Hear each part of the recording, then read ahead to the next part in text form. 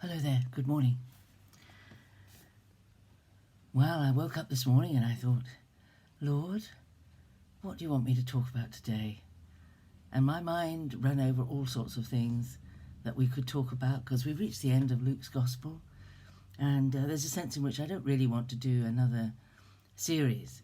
I want to just touch on things as I am prompted to, which is, it's a wonderful way of living, isn't it?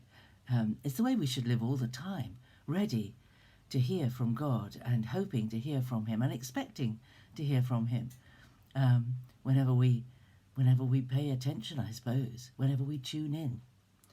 Well, I thought I would talk today on 4 words in the beginning of 1 Corinthians 14. The first 4 words of 1 Corinthians 14 are, make love your aim. The chapter before is the great love chapter, which is often read at wedding ceremonies, and it's very interesting that it is, because this is not attraction. This is not lust. This is not the sort of love that is in the phrase, I've fallen in love. It's not that sort of love. Most of you who know a bit of Greek will know that in the Greek language there's more than one word for love, and there's a word that is reserved simply for brotherly love, and there's another word reserved for the love between a man and a woman, and there's another word that is reserved for this kind of love that we're talking about. And it's summed up in the 2 commandments that Jesus, it's given in the Old Testament, the 2 great commandments. Love the Lord your God with all your heart, with all your mind, and with all your soul, and with all your strength, and love your neighbour as yourself. Now this is not, it doesn't say love the Lord your God if you feel like it. This is not an emotion.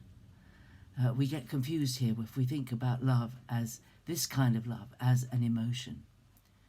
No, those 2 commandments give that out as a command. You shall love the Lord your God with all your heart, with all your soul, with all your strength, with all your mind, and your neighbour as yourself. And this kind of love is the sort of love that a couple never find until they get past the point where they feel that physical attraction for each other, where their love is about commitment. It's about commitment. It's about, I am committed to you, whatever happens. And in the old marriage ceremony, it was, in sickness and in health, for richer, for poorer. In other words, our love for God and our love for our neighbour should not be affected by the circumstances of life, by how we feel, by whether it's raining or windy, by whether we are young or old. Our commitment is our commitment. Love is patient and kind. Love is not jealous or boastful. It's not arrogant or rude. It does not insist on its own way. It's not irritable or resentful. It does not rejoice at wrong, but rejoices in the right. Love bears all things, believes all things, hopes all things, endures all things. Love never ends. This is the kind of love we should aim for. We should make love our aim. This is why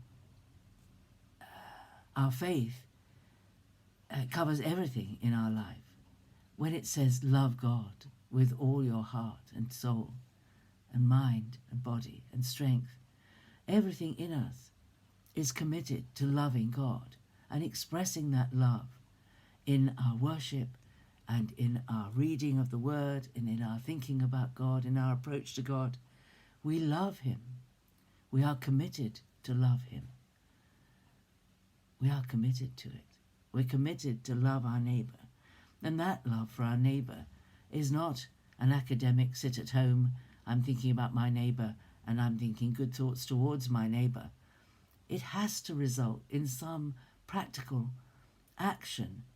Otherwise, it's sterile. It's never felt by the other person.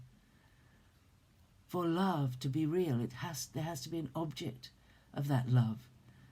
And the object of our love should be God on one hand and our neighbour on the other. So what does that mean? It means that whenever we see an opportunity to do something for God, to bless God in some way, to please him, to spend time with him, to worship him, we do it because we want to express our love and we want him to feel our love and see how real our love is. And so we need to do the same thing for our neighbour. That when we have opportunity, we do things. We reach out. We don't wait to be asked.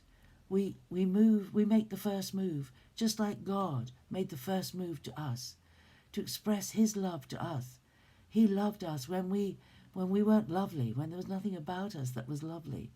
When we didn't know him, he loved us and he reached out to us.